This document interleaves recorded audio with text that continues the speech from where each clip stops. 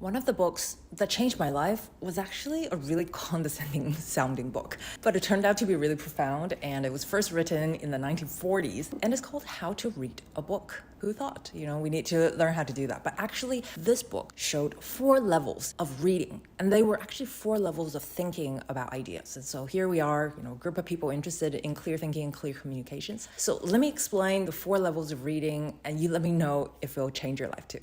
Let's get to it. The first level is elementary reading. This is very simple. It's, do you understand what is being written, right? Does this sentence make sense is the question you ask yourself. Do I understand what it means?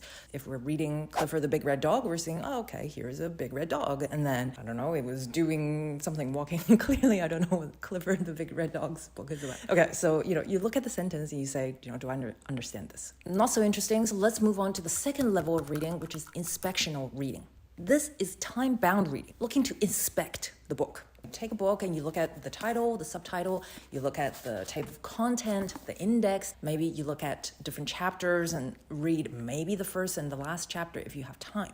What you're looking for here is the purpose, the structure, and the general idea of a book. So the question you want to be asking yourself here is just, what is this book about? Now to note, this inspectional time-bound reading is actually skipped by many people, and you're losing out on the importance of information that you can gather with this, because by skipping this, you actually make reading more difficult for yourself because you're doing 2 things at once. You're trying to understand what this whole book is about, and also you're trying to take in, every single detail that is happening in the book. So highly recommended that you do this time-bound inspection of the book, maybe, at the bookstore or on the Amazon book page, just to understand what is this book about. Because then we get into level 3, analytical reading. If inspectional reading is doing a complete reading to the best of your ability within a set amount of time, then analytical reading is doing the same, but with unlimited time. You just want to take everything that's there and digest it and really make it yours. It's a very active state of reading. It's not the type that you want to use to put yourself to sleep, where it's more of a dialogue with the author itself as you go through the concepts. It's a dialogue with yourself, asking yourself questions about what is being presented. There are so many questions you can ask yourself in the stage of analytical reading, but there are 4 you always want to ask according to the authors. The first one is, at the bigger level, what is this book about? Similar to inspectional thinking, right? We're still trying to figure out what this book is about, but because you're actually reading the details, you can get a better sense of what are the building blocks that's trying to build up this argument, this concept, this theme that the author is trying to get through. Now we're zoomed out, we want to zoom back in with the second question of what is being said in detail and how. What are the insights that's being presented? What is the main argument? How are they being supported? What kind of anecdotes are being used? What kind of data is being used? Because in the third question, we want to ask, is the book true in whole or in parts?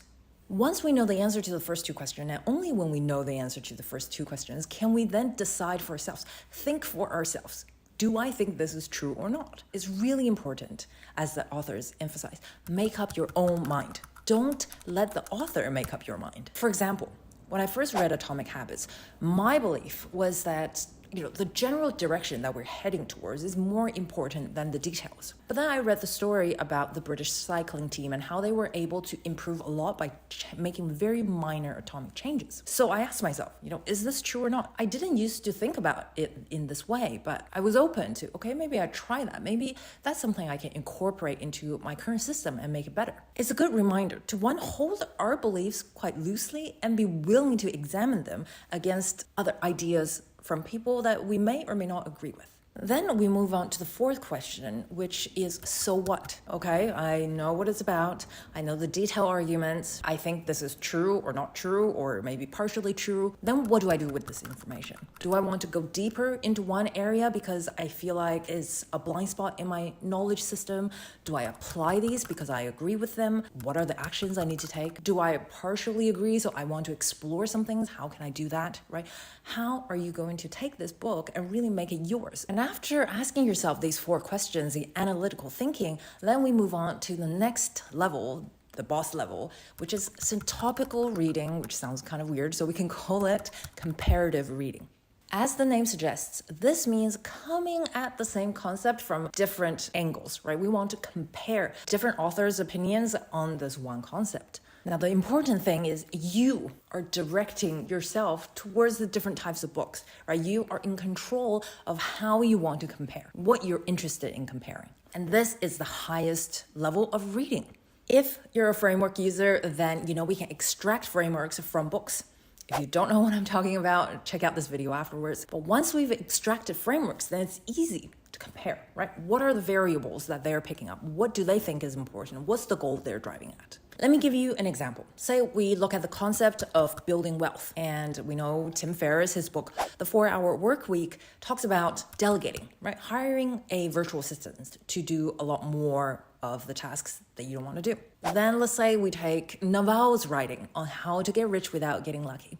And he talks about building specific knowledge, something I also talk about in this video here. Then the CEO of Bank of America, Brian Moynihan, he takes a different view on this again. He says, the most important thing for building wealth is to start early and stay invested for the long term.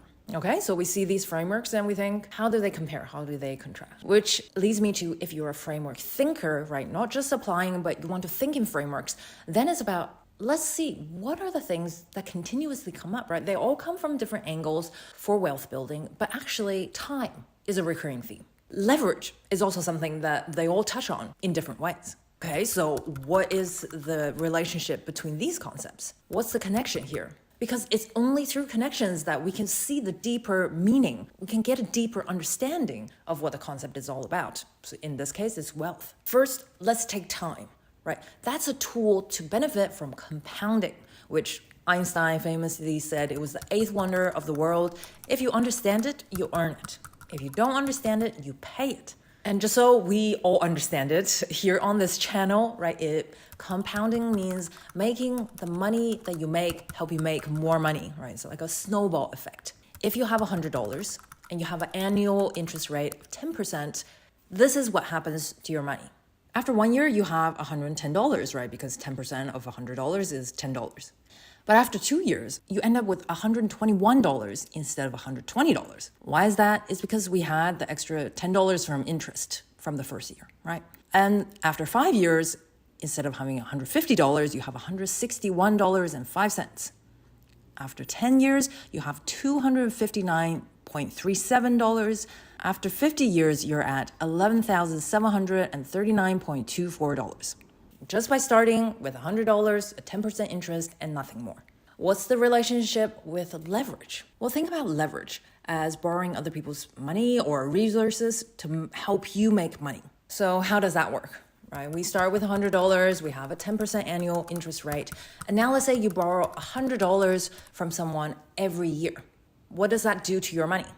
So the first year is the same, $110. We haven't added that borrowed $100 in yet. But after we put that extra $100 in for the second year, we're at $231. And then after 5 years, $714. After 10 years, $1,745. After 50 years, it's at a whopping $163,338.79. We added more than just the zero at the end of the amount, right? Something worth looking into. As we progress with these different types of reading, we're also reaching different levels of thinking. And as the founder of Dell said, you don't have to be a genius or a visionary or even a college graduate to be successful.